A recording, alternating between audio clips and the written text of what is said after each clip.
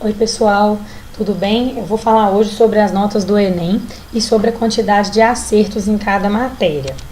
Bom, eu sou professora de matemática desde 2012, né? E desde quando eu me formei que eu trabalho com preparação para o Enem e para os vestibulares. Então, eu faço o Enem sempre, né? Eu faço essa prova frequentemente. Em 2018 foi o sexto Enem que eu fiz, sendo que o primeiro eu fiz quando eu estava no ensino médio. Então, desde quando eu trabalho com preparação para o Enem, esse foi o quinto Enem. E eu gosto de fazer a prova toda para ficar, né, atualizada em relação ao que está sendo cobrado e também para ensinar algumas estratégias aos alunos. E aí, quando eu comento que eu faço o Enem, os alunos sempre me perguntam, né, como foram as minhas notas, se eu estudo para fazer as provas e como que eu consegui essas notas. No ano passado foram esses acertos aqui. Linguagens foi 680, né, com 34 acertos. Ciências humanas com 748, foram 38 acertos. Natureza 646, com 22 acertos. E matemática, que foi 994, com 43 acertos. E uma questão de matemática foi anulada. E a redação foi 760. E minha média ficou assim, 765. Bom, a primeira coisa que eles me perguntam é por que dá uma diferença grande nas notas, dependendo da quantidade de acertos, né?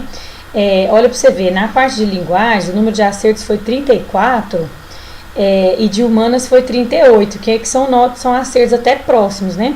Só que aí as notas ficaram muito diferentes. Olha para você ver, a nota de humanas ficou bem maior, né? E a de linguagem geralmente fica sempre menor a nota, mesmo se você tiver uma quantidade de acertos maior, a nota de linguagem não sobe tanto. A de matemática não deu para perceber aí, porque ficou muito próximo da nota máxima, né? Mas se você observar a quantidade de acertos de matemática, geralmente ela vai te dar uma nota bem melhor do que as outras matérias. Por que tem essa diferença, primeiramente? Isso depende, galera, da nota máxima da prova. A nota máxima é a nota de quem acerta 45 questões. Então, olha para você ver no ano passado. Linguagens, a prova valeu 816,9 pontos. Então, se você tirar total em linguagens, essa vai ser a sua nota. Em compensação, as outras matérias é um pouco maior. Olha, ciências humanas, 850 e ciências da natureza, 869. Matemática sempre tem uma nota máxima muito alta, que é perto de 1.000 pontos, que é 996. Geralmente esse padrão ele é mais ou menos mantido. Vocês podem ver em outros vídeos aqui no canal que eu já comentei sobre as notas máximas do Enem, sobre a média, sobre pesos, etc. E a redação é o que sempre vale 1.000. Então a primeira dúvida em relação às notas são essas, certo? Para você conseguir essa média, né, no caso aqui, como eu trabalho com a matéria de matemática, minha nota de matemática é o que salva a minha média, vamos dizer assim. No caso do aluno, o que eu recomendo é ele atacar mais na redação. Minha nota de redação não foi muito boa, olha para você ver. É uma nota que dá para melhorar bastante. Para ter essa média, então, eu recomendo que vocês ataquem primeiro a redação. Também já falei sobre isso num outro vídeo, né, como que você pode subir a sua média. Bom, algumas dúvidas frequentes que o pessoal me pergunta, né, sobre o Enem. Se eu acertar uma questão difícil e errar uma fácil, eu perco ponto? Não tem isso de questão fazer você perder ponto. Toda questão que você acerta vai te dar algum ponto. Só que algumas vão valer mais e outras menos, né? E a TRI vai mexer nessa pontuação de acordo com a sua coerência das respostas, né, do seu padrão de resposta. Bom, a TRI é um problema porque ela é uma teoria que ela é difícil de entender. Tem alunos que ficam preocupados com a TRI porque cada pessoa tira uma nota diferente apesar de acertarem o mesmo número de questões. Isso é verdade. Mas a minha dica é a seguinte, não se preocupe com a TRI, faça a prova tentando acertar o máximo possível de questões, tá? A TRI, ela vai atrapalhar se você acerta poucas. Então, quanto o número de acertos é menor, aí a variabilidade das notas é maior. Quando você tem um número de acertos bacana, você vai ver que a sua nota fica sempre boa, né? Essas notas que eu coloquei, as minhas aqui, vocês podem ver em outro vídeo também, que eu comentei como eu gabaritei matemática. Nesse vídeo eu coloquei as minhas notas de outros anos do Enem também. Vocês vão ver que essas notas são mais ou menos parecidas, né? Independente do que aconteça na prova, a nota com a TRI, ela é condizente com o seu nível de proficiência. Então, vocês vão ver que essas notas, ao longo dos anos, elas são basicamente as mesmas, assim, né? Esse padrão, ele é razoável. E aí, outra dúvida que o pessoal me pergunta sempre sobre a prova, né? Que lê cada questão 2 ou 3 vezes, pergunta se isso é uma maneira de perder tempo ou se é uma coisa que você ganha. É normal você ler 2 ou 3 vezes, eu sempre faço isso na prova. Aliás, eu recomendo que vocês façam isso também. É uma maneira de garantir o acerto, né? Porque os enunciados, eles têm muita informação. São enunciados grandes, os do Enem. Então, isso é normal, vamos continuar fazendo isso, tá? Faz parte. Outra dúvida que o pessoal me pergunta sobre a prova é em relação ao gabarito. Se é melhor já ir marcando o gabarito ou deixar tudo para o final. E essa parte eu deixo livre, assim, eu acho que isso não vai te atrapalhar na prova. O importante do gabarito não é o horário que você vai fazer, é o momento que você tem que fazer com atenção e sem ficar pensando na questão novamente. O gabarito tem que ser uma tarefa mecânica, tá? Até para sua cabeça descansar um pouquinho também de ficar raciocinando demais. Então, passar para o gabarito é copiar as respostas, gente, não é fazer a prova de novo. Bom, em outro vídeo também eu já comentei, né, sobre esses 3 aspectos que são os mais importantes para você conseguir ter sucesso no Enem, que é ter conhecimento, ter estratégia para fazer a prova e ter controle emocional no momento da prova e também durante a preparação. Em relação à estratégia para a prova, vou comentar um pouco sobre o controle do tempo. O que foi meu plano para o Enem 2018 e que eu consegui cumprir? Não assim exatinho, né? A gente cumpre mais ou menos. 1h30 para redação, que eu fiz primeiro. Depois 1h30 para ciências humanas, eu acabei gastando um pouquinho menos de tempo do que 1h30 para ciências humanas, e o restante ficou para linguagens e para passar para o gabarito. E aí eu acabei terminando até um pouco antes aqui, o primeiro dia eu achei bem tranquilo o tempo. O segundo dia eu já acho apertado a questão do tempo, e eu faço matemática primeiro, porque para mim é melhor, é a matéria que eu sei e é a matéria que vai me dar mais ponto. Agora, ciências da natureza já é a matéria que eu sou péssima, e eu deixei ela para o final, porque várias questões eu não vou saber fazer mesmo, então eu deixei menos tempo para ela. Mas mesmo se você for um aluno bom em ciência da natureza, você vai gastar menos tempo para ela do que para matemática, porque as questões de matemática são praticamente todas com cálculo, então ela vai ser uma prova mais trabalhosa mesmo. E o gabarito lá no final. Bom, no primeiro dia, gente, o importante é você persistir nas questões. É você fazer a questão, ler de novo, entender o que está pedindo, reler a frase, sabe? Você pode pensar na questão bastante. No segundo dia, não tem como você ficar também gastando muito tempo nas questões, não. Você tem que fazer uma prova com mais agilidade. Claro que você tem que estar atento ao que está sendo pedido e tudo mais. Mas se você vê que aquela questão você não sabe fazer, não compensa você ficar tentando persistir nela, não.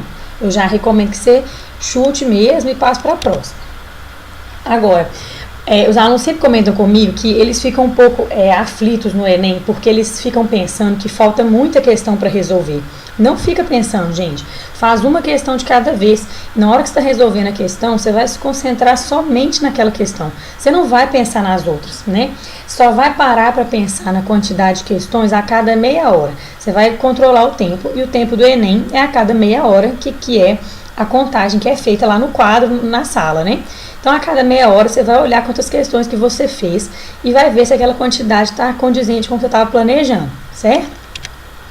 No caso da prova de matemática, não precisa também ficar pensando assim, ai meu Deus, estou gastando muito tempo nessa questão, já passou de 3 minutos. Até porque você nem sabe se passou de 3 minutos, não dá pra gente contar esse tempo. E você precisa olhar a cada 30 minutos, né? Igual eu tinha falado antes. Você vai resolver 9 questões, mais ou menos 9, a cada 30 minutos. Nas outras provas, sem ser de matemática, essa quantidade precisa ser maior. A cada 30 minutos você pode resolver 10, 12, tá certo? Então é essa contagem que você vai fazer. Mas na hora de fazer cada questão, você só pensa nela. Outra coisa sobre a prova de matemática. A prova é uma prova longa, né? Ela tem 45 questões. Para você ter muitos acertos, estou considerando muitos aqui como acima de 30 acertos, que eu acho que é um nível muito bom de matemática. Você não precisa resolver as 45. Você pode resolver 40, né? Escolher 5 questões para não fazer, né? Não é deixar 5 para o final não, viu gente? É escolher mesmo ao longo da prova, você já vai escolhendo quais questões você não sabe, ou você sabe que vai demorar muito, ou você não tem certeza, enfim. Você vai escolher 5 para chutar. E resolve as outras questões com bastante cuidado, né? Isso aqui, para quem está precisando ter muitos acertos de matemática. É claro que se você for ter menos acertos, né? Se o seu nível de matemática ainda não está assim, você pode resolver menos que 40, claro, né? Você vai analisar o que você está precisando, o que é o seu objetivo, o que é a sua meta de matemática. Bom, Para você fazer a prova, gente, tem duas coisas importantes aí, ó, que é o treinamento e o autoconhecimento. Você vai definir a sua maneira de se organizar na prova. Igual eu coloquei o exemplo lá, a maneira que eu me organizei, qual prova que eu fiz primeiro, distribuição de tempo. Você vai fazer isso para você com as suas adaptações. Eu coloquei sugestão, que é o jeito que eu fiz. E você vai testar a sua estratégia durante os simulados. Então, o principal objetivo do simulado é testar a sua estratégia, né, de organização da prova. E aí você vai avaliar se deu certo ou não e fazer os ajustes para ver como funciona melhor para você. Nessa questão do gabarito, de qual prova fazer primeiro, se você vai levar lanche para a prova ou não, enfim. Eu, por exemplo, né, já descobri que eu preciso fazer a prova com lanche, tem que comer o tempo inteiro, então beleza, eu já vou preparada, já cheia de comida para a prova. Agora, em relação a cada área do conhecimento, né, o que o pessoal sempre me pergunta? Nossa, mas você é professor de matemática, como é que você consegue acertar uma quantidade boa de questões de humanas? Como você consegue ter uma nota boa de humanas, de linguagem, sendo professor de matemática? Você estuda para essas provas? Não, eu não estudo para as provas do Enem mais. Eu estudava quando eu estava, né, no ensino médio, dava para vestibular, enfim. E já tem uns 10 anos, tem 10 anos, né, que eu terminei o ensino médio. Então, já perdi muita coisa, esqueci várias coisas. Eu não estudo mais para essas provas. Tanto que minha nota de ciência da natureza não é legal. Já esqueci a maioria das coisas que é cobrado lá. Agora, de maneira geral, quando eu estudava essas matérias, né, cada disciplina tem uma característica. Então, você vai ter um método diferente para cada matéria. Então, estudar história não é igual estudar química. São matérias totalmente diferentes. Você vai analisar um método que dá certo para cada um. Né? E toda vez que você for estudar, a gente tem que começar do mais simples e caminhar para o mais complexo, qualquer que seja o conteúdo que você esteja estudando. Agora, em relação às disciplinas de maneira geral, né, como é que eu faço a prova do Enem e consigo aproveitar bastante coisa nas questões, mesmo tendo estudado há muito tempo? Tem algumas coisas que são comuns para as disciplinas. A gente vai ver aqui que tem algumas questões que você consegue resolver, né, as questões, prestando atenção em certas coisas que você aprende ao longo da sua vida de estudo mesmo. Você vai pegando uma certa habilidade para resolver prova, entendeu? Mesmo que eu não esteja estudando todos os dias aquele assunto ali.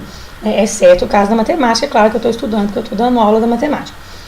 Bom, a minha principal dica de estudo é você estudar de forma ativa, né? Você escrever, você elaborar, você resolver coisas, em vez de ficar apenas assistindo.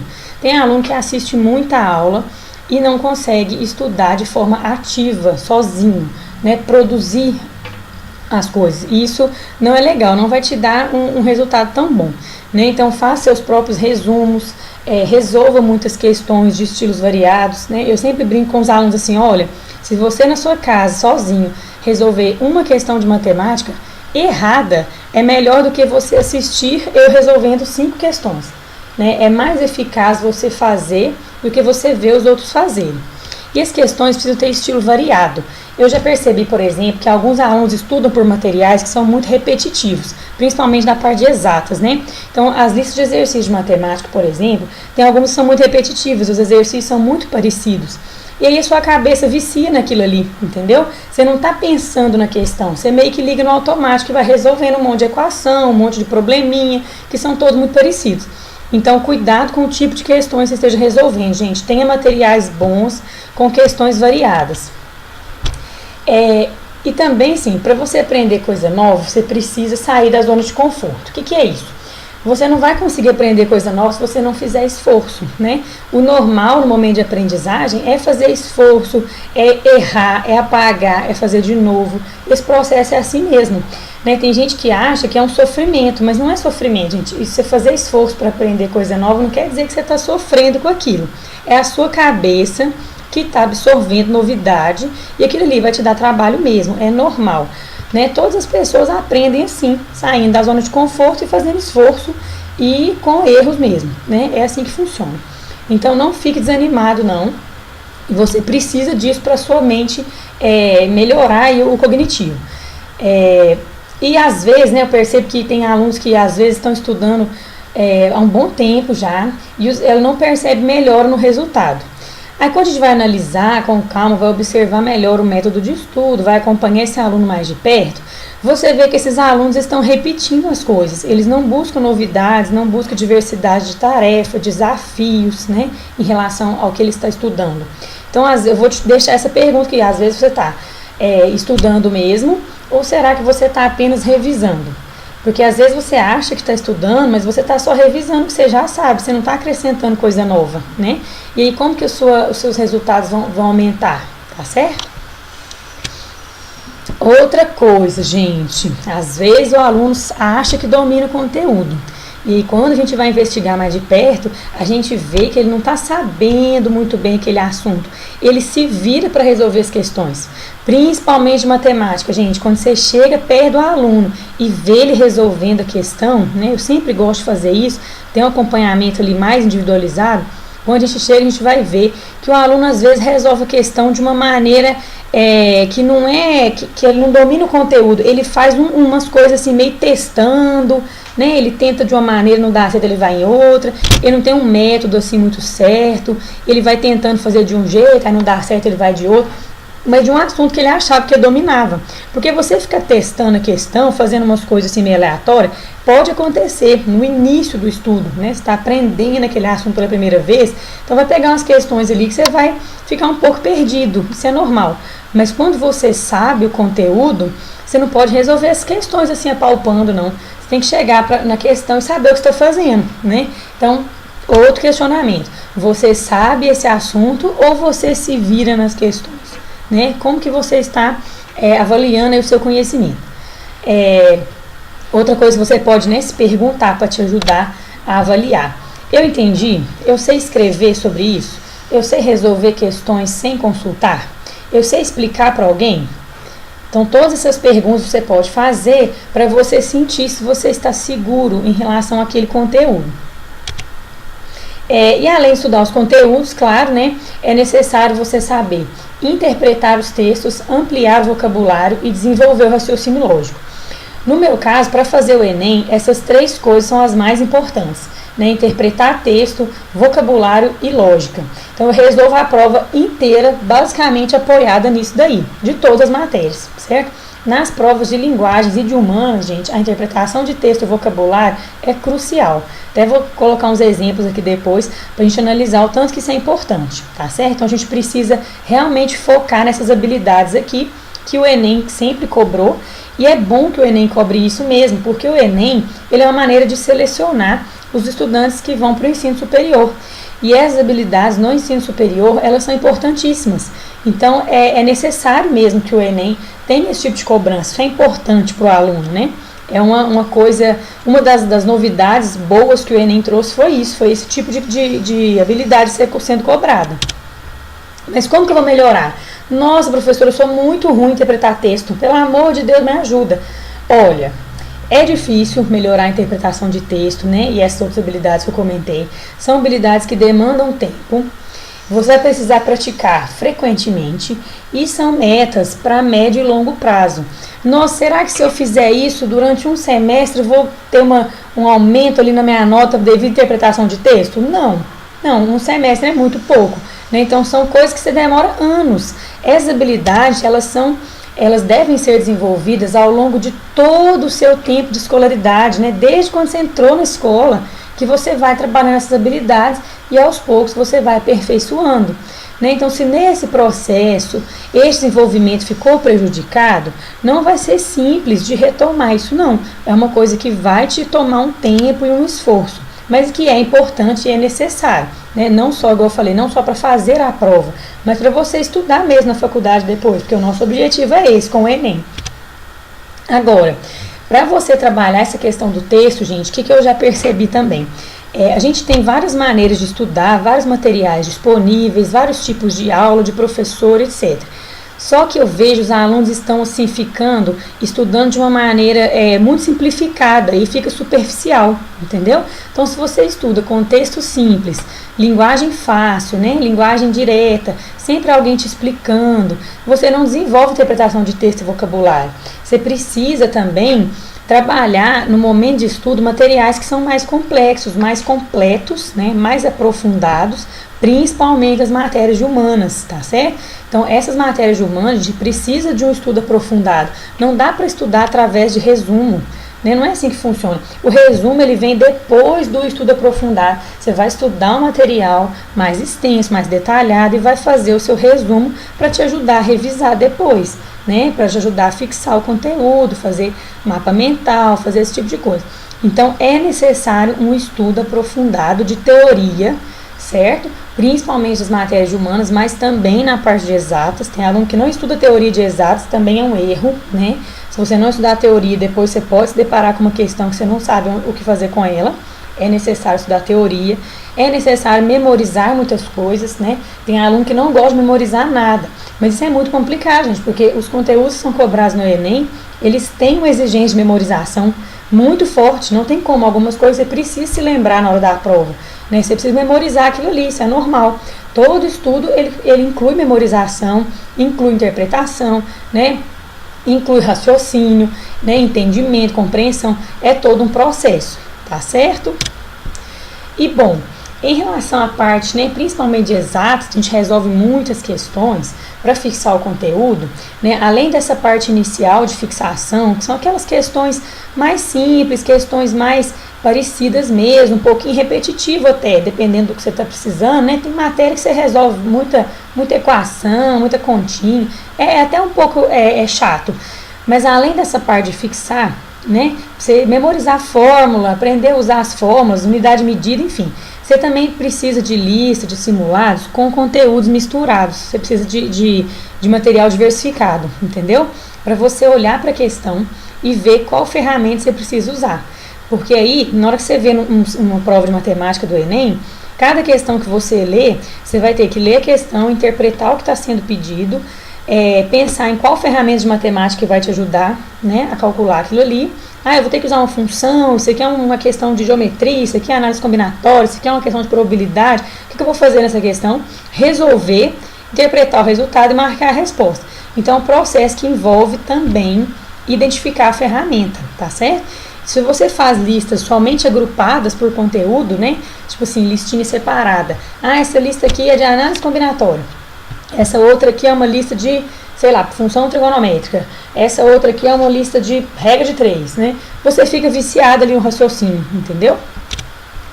Bom, agora vamos passar aqui alguns exemplos rapidamente sobre isso que eu estava comentando, né? Qual que é a importância ali na prova da interpretação, vocabulário e raciocínio lógico. Essa é uma questão da prova de humanas, do Enem do ano passado, e é uma questão que você precisa basicamente interpretar para resolver, certo? A quem não basta pouco, nada basta, né? Epicuro, os pensadores, beleza, é um trechinho aí desse livro. Remanescente do período helenístico, a máxima apresentada valoriza a seguinte virtude. Tem as opções. Esperança, tido como confiança no porvir, tem que saber o que significa essa frase, né, gente? Justiça, interpretada como retidão de caráter. Temperança, marcada pelo domínio da vontade. Coragem, definida como fortitude na dificuldade. E prudência, caracterizada pelo correto uso da razão. Então, você precisa entender o que é essa frase, né? A quem não basta pouco, nada basta. Parece aquele ditado, né, gente, que a avó da gente falava. Você entender o que significa essa frase e procurar o que ela está falando, né, nas alternativas. Então, você precisa interpretar e precisa entender o vocabulário também. Tem que saber o que é temperança, né, porque essa é a resposta. Tem que saber o que é temperança, né, que tem a ver com equilíbrio, com moderação e tudo mais, marcada pelo domínio da vontade. Então, esse tipo de questão, é um tipo de questão que a interpretação é crucial para você resolver, né, e dá para você resolver realmente analisando essa questão do texto, do vocabulário. Outro exemplo aqui também da prova de humanas que eu peguei é essa questão aqui do Enem do ano passado. Uma pesquisa realizada por Carolina Levis, não sei, especialista em ecologia do Instituto Nacional de Pesquisa da Amazônia, publicada na revista Science, demonstra que as espécies vegetais domesticadas pelas civilizações pré-colombianas são as mais dominantes. Aí tem um trechinho aí, né, da pesquisa dela. A domesticação de plantas na floresta começou há mais de 8.000 anos. Primeiro, eram selecionadas as plantas com características que poderiam ser úteis ao homem e em um segundo momento era feita a propagação dessas espécies. começaram a cultivá-las em pátios e jardins, por meio de um processo quase intuitivo de seleção. E aí a gente vai ler a origem aqui do texto, né? A gente sempre tem que ler a fonte do texto, faz parte da questão, a gente não esquece dele não. Indígenas foram os primeiros a alterar o ecossistema da Amazônia. Nessa questão, eu acho que essa fonte, né, o nome aí do livro, o nome do material disponível, aí tem um site, beleza? Eu acho que ele é mais importante do que o próprio texto, né? Se você leu essa fonte aí, você vai entender o que é. Os indígenas foram os primeiros a alterar o ecossistema da Amazônia. Alterar o ecossistema. Olha que coisa interessante. O texto apresenta um novo olhar sobre a configuração da floresta amazônica, por romper com a ideia de... Então, essa ideia de alterar, de que os indígenas foram os primeiros a alterar o ecossistema da Amazônia, isso rompe com a ideia de quê que nós temos da Amazônia? E letra B aí, de ausência de ação antrópica. Tá vendo? É uma questão também muito baseada na interpretação e, claro, no vocabulário. Tem que saber o que é antrópica, né, gente? Se eu não souber que é essa palavra, aí eu fico perdida aqui nessa questão. Talvez você consiga fazer por eliminação das outras alternativas, né? Você poderia eliminar as outras e chegar nessa. Mas se você souber o que significa antrópica e entender o que foi falado no texto, né, já dá para você resolver a questão tranquilamente, certo? Baseado aí na interpretação. Olha o tanto que é importante a questão do vocabulário na prova de humanas, né? Então isso aí ajuda demais a gente a resolver. No meu caso ajuda muito, assim, minha principal maneira de resolver a prova de humanas é baseada na interpretação mesmo. Bom, acho que esse é o último exemplo aqui. É uma questão da prova de matemática, certo? A interpretação de texto também é crucial para a prova de matemática. Olha só para você ver, gente. A prefeitura de um pequeno município do interior decide colocar postes para iluminação ao longo de uma estrada retilínea, que inicia uma praça central e termina numa fazenda na zona rural. Ok. Como a praça já possui iluminação, o primeiro poste será colocado a 80 metros da praça, o segundo a 100 metros, o terceiro a 120. Então já apareceu uma sequência de números aí, gente, 80, 100, 120, já fica de olho.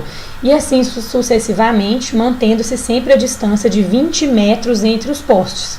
Então já deu uma característica dessa sequência, uma sequência que aumenta de 20 em 20, até que o último poste seja colocado a uma distância de 1.380 metros da praça. Então a sequência que começa com 80, depois é o 100, depois o 120, vem vários numerozinhos de 20 em 20 e o último número é o 1.380. Certo? Então, essa parte aqui do texto é o que você precisa interpretar para identificar que tipo de ferramenta de matemática você vai usar. Né, gente? Se você não identifica, como é que você vai resolver? Quando você vê esse tipo de sequência, olha, 80, 100, 120, uma sequência que vai de 20 em 20, você identifica ele é o quê? Uma progressão aritmética. Pronto. Já está metade da questão resolvida. Se você identificou uma PA, você só precisa agora fazer o cálculo, tá certo? Vamos continuar aqui então. Se a prefeitura pode pagar no máximo R$8.000 por poste colocado, o maior valor que poderá gastar com a colocação desses postes é: gente, eu tenho o preço de um poste, R$8.000. Eu quero saber o valor que eu vou gastar para colocar esses postes. O que eu preciso calcular? A quantidade de postes, não é isso? É a quantidade de postes, tá certo? Traduzindo em termos de progressão aritmética, o que seria a quantidade de postes aqui? A quantidade de elementos da sequência. Né? O primeiro poste é a 80 metros.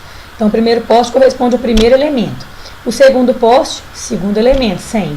Terceiro poste, terceiro elemento. Até o 1.380, que é o enésimo elemento. Então, é uma questão que eu preciso calcular a quantidade de termos da PA. Né? Aquele N lá da fórmula da PA. Aí é só a gente resolver. Né, pode fazer, não quer dizer que tem que usar PA, você pode resolver de outras maneiras também, mas o mais simples aqui seria usar a progressão aritmética, calcular o N e depois multiplicar por 8.000, que é o valor de cada poste, certo? Então, esse é aquele exemplo que eu comentei, o seguinte: se você resolveu questões de progressão aritmética já sabendo que era isso, o assunto, você fez uma lista gigante de PA e PG, resolveu trocentas questões, mas você não viu questões de PA misturada com outras, para você descobrir que é uma PA, entendeu? A diferença? Então, quando você vê isso aqui na prova, pode ser que você não tenha identificado. Isso quer dizer que na hora de estudar matemática, está precisando misturar os assuntos, para você poder praticar melhor esse tipo de habilidade, tá certo? De identificar o conteúdo que está sendo trabalhado, ok? Bom, pessoal, espero que essas dicas aí tenham ajudado vocês, né? Esses comentários aí sobre a prova. Espero que isso ajude vocês a melhorarem ainda mais, né, o seu aprendizado e o seu desempenho, consequentemente, nas provas. Bons estudos para todos, né? Um ótimo Enem 2019. E inscreva-se no canal, deixa aí um like no vídeo. Beijinhos!